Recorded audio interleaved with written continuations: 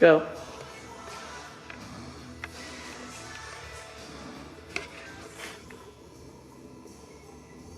Hey, Phil. Hi there. Going on this morning? Working on the, I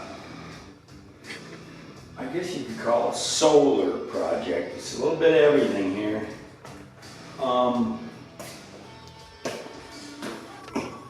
So I have seriously, really appreciated watching Off-Grid Garage.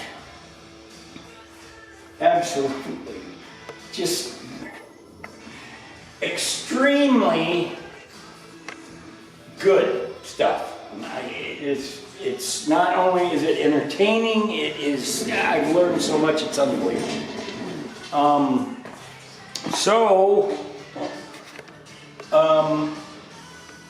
This, Andy, hopefully you can get time to look at this, and anyone else who cares to.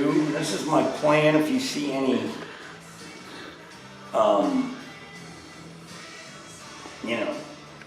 obvious safety hazards. Please let me know. I do understand this is one. These are off. All these are off. Okay.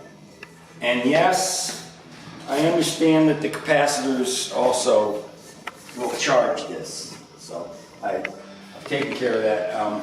They're all the same voltage. I test them individually. I love this breaker.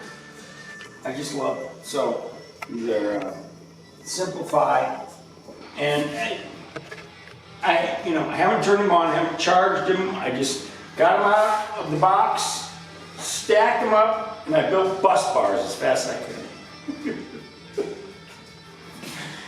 Andy inspired me, and I loved them. I have a lot to learn, but so we're not really even close to commissioning this system. I'm at the point now where I could charge because I have AC going into the Ames. This is an Ames 12K. Let's see. I could go out for this kind of money. I could probably find a nice Hayabusa on eBay instead of spending the money on this. But this is much safer. Anyway, so 4 gauge and grounded to the main panel for charging. And then the DC is hooked up. That's 2-aught fine strand copper. I'd love to know what you think about that. And there's a lot, we're still in the learning process here. So anyway, here's what is next. This is AC out. I'm going to run AC out to this panel. It's going to be 3 breakers. I'm going to also put the pump. I have to do some more investigating and learning as far as this. It says pump only, but my idea is to tie it into the positive, tie it into the bus bar here with the breakers. So everything's going to be wired in. I'm going to have a junction for the ground, and I will have a separate equipment grounding lug for, well, at least these two. This one and this one. This one's already grounded. What else? I'm going to wait. I've got a lot more to learn. I have appreciated so much all the information about charging lithium ferrous phosphate that I'm going to, I'm in no hurry to put these online. They're all at 52.3, and it's really nice.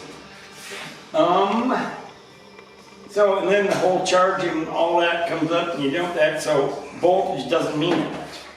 I mean, it's really, I have a lot to learn. So, then, after this is hooked up, I'm gonna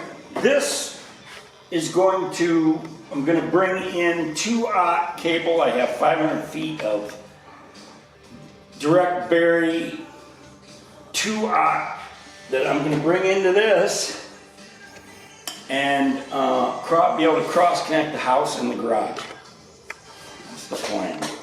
And also, I'm gonna cross connect from here to here so that I can power this building with this.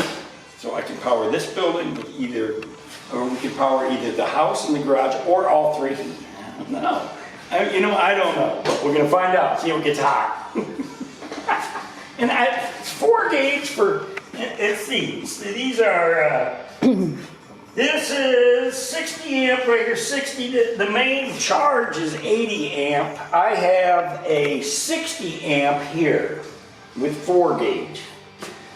So, I'm gonna start off slow, adding loads, and see what happens. I mean, this is all an experiment. But, okay, so anyway, the reason a real good, there's a big debate about temperature. There's a lot of talk going on about temperature and charging, and that's where this radiant floor comes in real nice.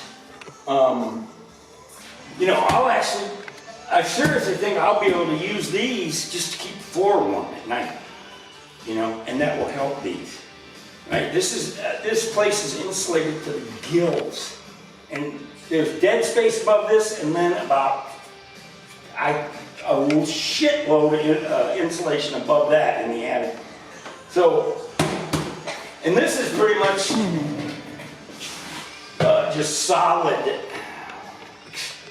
pink shit. Anyway, thick, styrofoam, 5.5, I think. Anyway, so these are, the more I learn about these, the more I love them. I mean, it's amazing that I waited long enough and finally. So here's the solar thermal plan, right? So let's go over here, then we'll wrap this up. Hi, Aggie. So I got some DC heating elements from Missouri Wind and Solar, and I've also been doing a lot of experimenting with just AC heating elements. And so what we're going to do we're going to use these. I got these. It's the scratch and dent stuff. We're probably going to hook these in series and have heating elements in all of them. And it might be AC DC. I don't know. I mean, I doubt it. I think these will be just DC. This is AC. This is AC DC. This has both AC and DC capability. I mean, they all have capability. And this worked great all winter. The DC kicked ass on this. DC, I had DC coming in here. And, eventually it'll all be DC. DC pump. Everything will be DC for the heat. I can't wait. And then this circuit, these circuits go out to the bigger barn area, and if we end up, we'll heat that as well if we end up with enough. But this right here, we used 2 winters now, hasn't it been? Huh? Yep. So, and I had this hooked up to DC, both AC and DC, and was getting a feel for. But this is just AC heating elements from Menards, and it worked too. It worked pretty good.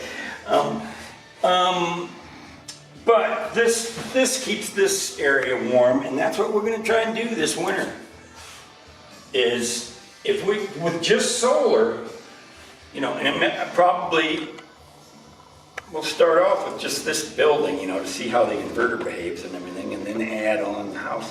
And in a pinch, if we could always have the house on there if we don't use the dryer or the AC or, it's just sensible stuff like that. Anyway, Andy, this one's for you. thank you for what you do, and I have learned a lot.